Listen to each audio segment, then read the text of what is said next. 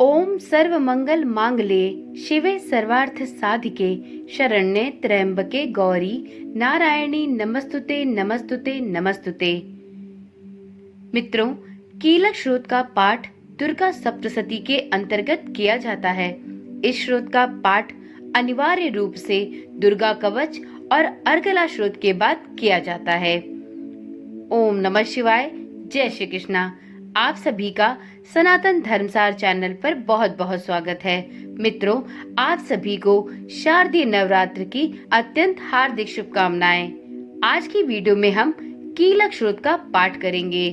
इस श्रोत के पहले मंत्र का 31 बार प्रतिदिन जप करने से मन में शांति प्राप्त होती है। तो चलिए माँ भगवती के हृदय से उपासना करते हुए कीलक श्रोत का पाठ आरंभ करते हैं। माता भगवती की जय हो।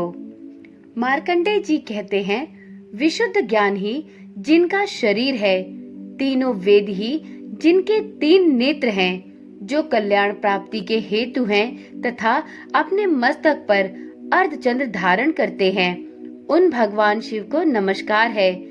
मंत्रों का जो अभी कीलक है, अर्थात मंत्रों की सिद्धि में विघ्न उपस्थित करने वाले शाप रूपी कीलक का निवारण करने वाला है, उस सप्तशती श्रोत को संपूर्ण रूप से जानना चाहिए और जानकर उसकी उपासना करनी चाहिए। उससे भी उच्चाटन आदि कर्म सिद्ध होते हैं, उससे भी समस्त दुर्लभ वस्तुओं की प्राप्ति होती है। तथापि जो अन्य मंत्रों का जप न करके केवल इस सप्तशती नामक श्रोत से ही देवी की स्तुति करते हैं, उन्हें स्तुति मात्र से ही सच्चिदानंद स्वरूपणी देवी सिद्ध हो जाती हैं। उन्हें अपने कार्य की सिद्धि के लिए मंत्र, औषधि तथा अन्य किसी साधन के उपयोग की आवश्यकता नहीं रहती। बिना जप के उनके उच्चाटन आदि समस्त अभिचारिक कर्म सिद्ध हो जाते हैं। इतना ही नहीं, उनकी संपूर्ण अभिष्ट वस्तुएं भी सिद्ध होती हैं।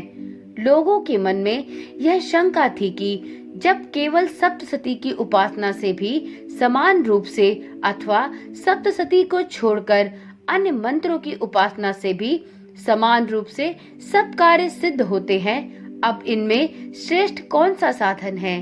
लोगों की इस शंका को सामने रखकर भगवान शंकर ने अपने पास आए हुए जिज्ञासुओं को समझाया कि यह सप्तशती नामक संपूर्ण श्रोत ही सर्वश्रेष्ठ एवं कल्याणमय है।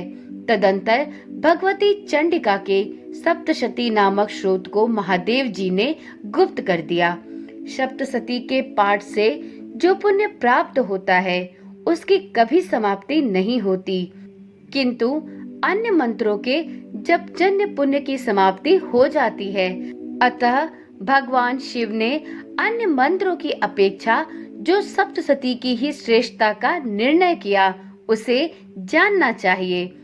अन्य मंत्रों का जप करने वाला पुरुष भी यदि सप्तशती के श्रोत और जप का अनुष्ठान कर ले, तो वह भी पूर्ण रूप से ही कल्याण का भागी होता है।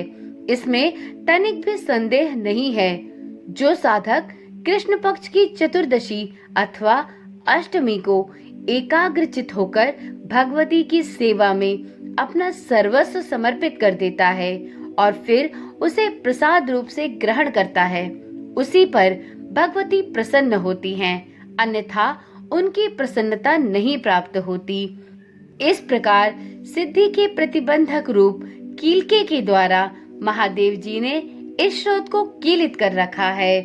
जो पूर्वोक्त रीति से निष्कीलन करके इस सप्तशती श्रोत का प्रतिदिन स्पष्ट उच्चारण पूर्वक पाठ करता है, वह मनुष्य सिद्ध हो जाता है, वही देवी का पार्षद होता है और वही गांधर्व भी होता है। सर्वत्र विचरते रहने पर भी इस संसार में उसे कहीं भी भय नहीं होता। वह अपमृत्यु के वश में नहीं पड़ता तथा देह त्यागने के अनंतर मोक्ष प्राप्त कर लेता है। अतः कीलन को जानकर उसका परिहार करके ही सप्तशती का पाठ आरंभ करें। जो ऐसा ही करता, उसका नाश हो जाता है। इसलिए कीलक और निष्कीलन का ज्ञान प्राप्त करने पर ही यह श्रोत निर्दोष होता है और विद्वान पुरुष इस निर्दोष स्रोत का ही पाठ आरंभ करते हैं।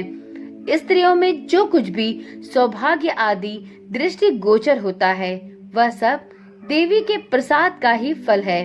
अतः इस कल्याणमय स्रोत का सदा जप करना चाहिए।